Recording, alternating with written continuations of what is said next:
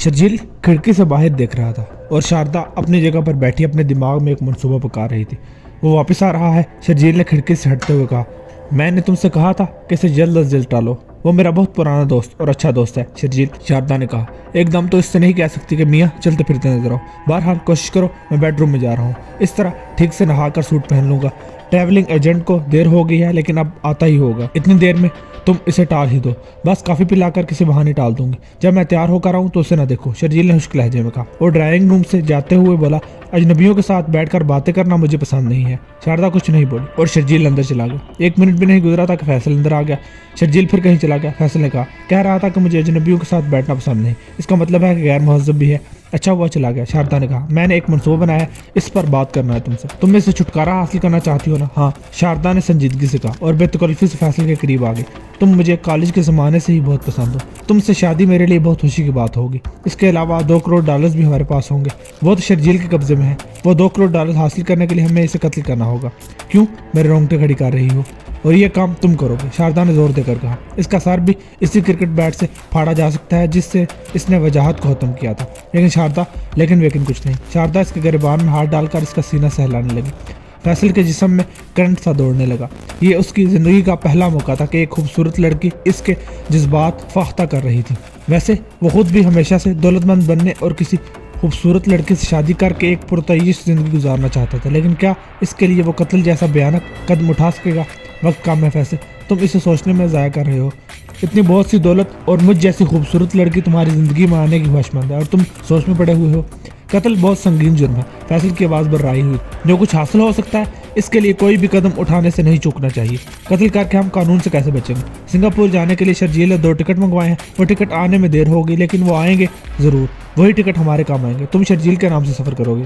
Singapore जाकर भी हम बच नहीं सकेंगे। पुलिस वहाँ भी पहुँच सकती है, लेकिन हम सिंगापुर में सिर्फ 1 दिन रहेंगे। इसके बाद हम किसी ऐसी जगह चले जाएंगे जिसका ख्याल भी पुलिस को नहीं आएगा। शर्जील ने मुझे इसके बारे में कुछ बताया नहीं, लेकिन मैंने इसकी डायरी चुपके से पढ़ ली है। इसने जो प्रोग्राम बनाया है हम इसी पर अमल करेंगे। फैसल अब तजब्जुब का शिकार था।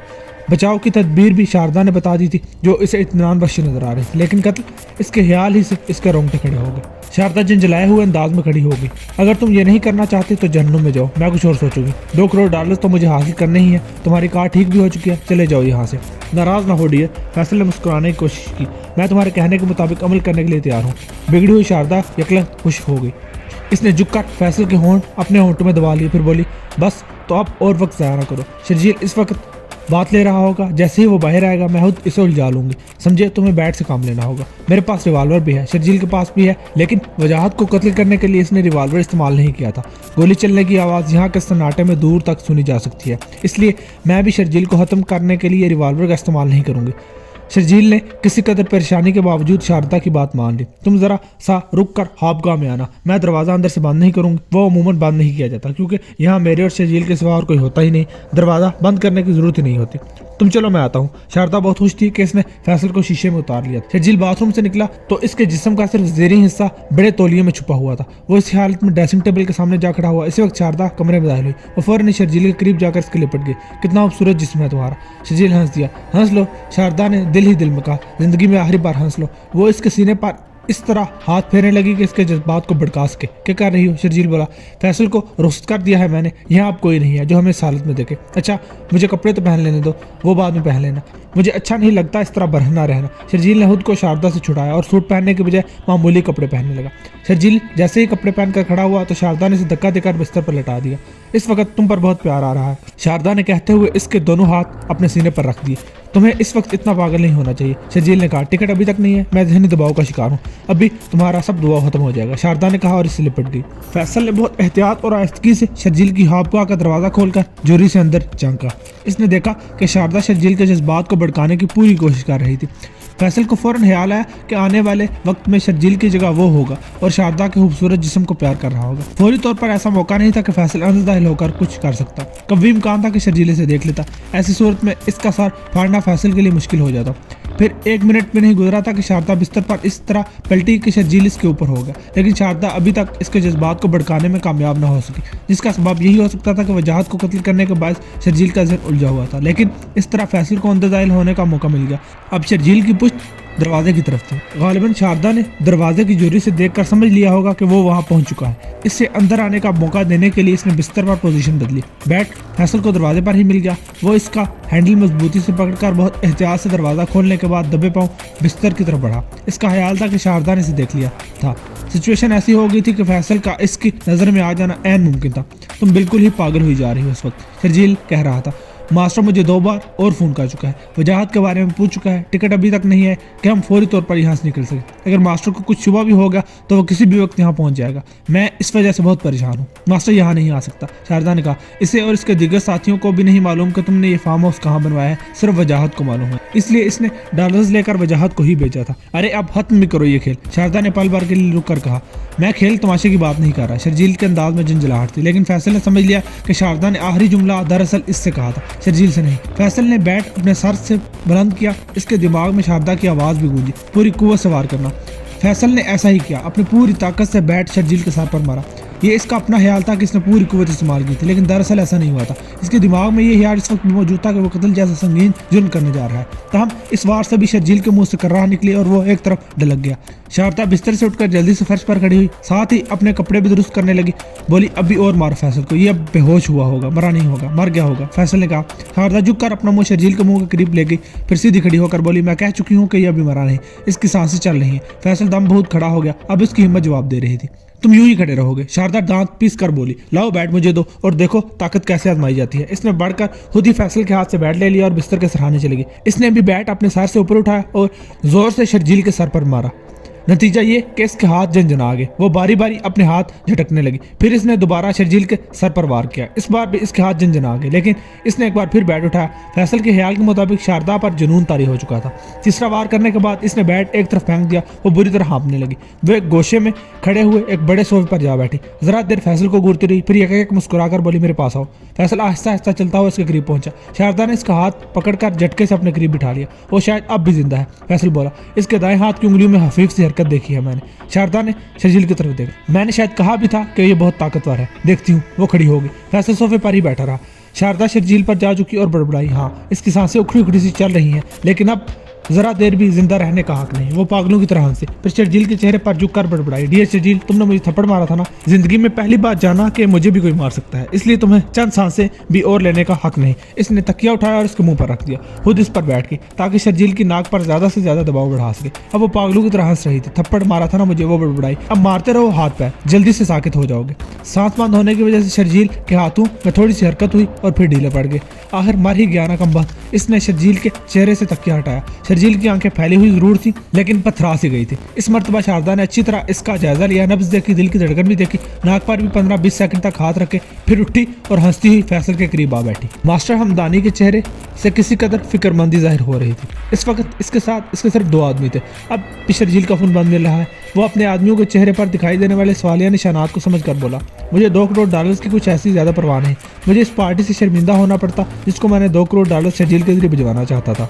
इसको मैंने $2 करोड़ किसी और जरिए से भिजवा दी है। मैं सोच तो ये रहा हूँ कि शर्जील के फार्म हाउस पर आखिर क्या गड़बड़ हो गई है। मैं कुछ कहूँ मास्टर, एक आदमी बोला। कहो, ऐसा तो नहीं कि $2 करोड़ ने वजाहत और शर्जील की नीयत में फतूर डाल दिया हो। तुम कहना क्या चाहते हो कि वो दोनों $2 करोड़ लेकर भाग गए हैं? जी हाँ मास्टर, मेरा भी यही हाल है मास्टर, दूसरा आदमी बोल पड़ा। फिलहाल मैं ऐसे क्या सराई समझूंगा, मास्टर हमदानी ने कहा। मैं यकीनी सूरत हाल जानना चाहता हूँ। वो कैसे जानी जा सकती है मास्टर? एक तो यह कि शारदा अभी फार्म हाउस में है या नहीं, ये मालूम करना जरूरी है। अगर वो गड़बड़ शर्जील और वजाहत की वजह से हुई है तो क्या शारदा भी इनके साथ है? दूसरे, वजाहत की बीवी शबनम को भी चेक करना पड़ेगा। एक आदमी बोला, शबनम और वजाहत में मोहब्बत तो बहुत थी। वो 6-7 महीने में इसके बच्चे की माँ बनने वाली भी थी, मालूम है मुझे। तो इसे फोन करके देखा जाए कि वो क्या कहती है। जानती तो वो भी है कि वजाहत हम लोगों का साथी है। मास्टर हमदानी ने कहा, हाँ शबनम के घर तो मैं अभी जाना चाहता हूँ। शारदा को इसके बाद में देखा जाएगा। मैंने सुना है कि इसके फार्म हाउस तक रास्ता 4 घंटे का है। हम में से सिर्फ वजाहत ही को इसके फार्म हाउस का इल्म था, इसलिए मैंने इस काम के लिए इसका इंतखाब किया था। अगर तुम लोगों में से कोई फार्म हाउस से वाकिफ नहीं तो भी परेशानी की कोई बात नहीं, इसका पता पुलिस स्टेशन से चल जाएगा। अभी तो शबनम के घर जाना चाहता हूँ, मेरी गाड़ी निकालो। 15 मिनट बाद वो तीनों कार में बैठकर शबनम की तरफ रवाना हो गए। कॉल बेल सुनकर शबनम ने ही दरवाजा खोला। इसके चेहरे से परेशानी साफ जाहिर हो रही थी। अच्छा हुआ बाबा कि आप खुद ही आ गए। वो मास्टर हमदानी को देखते ही बोले, ज़रा देर पहले मैंने फैसला किया था कि बल्कि सोचा था कि आपको फ़ोन करूं या खुद आपसे मिलने के लिए आऊं। क्यों हैरियत? मास्टर हमदानी ने इसके घर में कदम रखते हुए कहा। इसके दोनों साथियों ने भी घर के अंदर कदम रख दिए। शबनम ने दरवाज़ा बंद कर दिया। मैं समझ नहीं पा रही हूँ बाबा कि हैरियत है या नहीं। शबनम ने इन लोगों को ड्राइंग रूम की तरफ ले जाते हुए कहा। कोई ऐसी उलझी हुई बात है? मास्टर हमदानी ने पूछा। आप यहाँ आते कब कब हैं? आपके इस वक्त आने से तो मैं समझ गई हूँ कि शायद हैरियत नहीं है। ऐसा समझने की वजाहत का फ़ोन मुसलसल बंद मिल रहा है। शबनम ने कहा। हाँ, मास्टर हमदानी ने कहा, मैं भी इसी उलझन का शिकार हूँ। वजाहत का मोबाइल मुझे भी बंद मिल रहा है। ये परेशानी की बात तो है ना बाबा? हाँ, मास्टर हमदानी ने कहा। जब वजाहत घर से गया था तो इसने तुमसे कोई खास बात की थी? खास बात तो नहीं की। शबनम ने कहा, बस ये बताया था कि इसके पास आपके दिए हुए $2 करोड़ हैं जो इसने शर्जील को पहुंचाने हैं। और कोई बात भी नहीं? मास्टर हमदानी ने जोर देकर पूछा।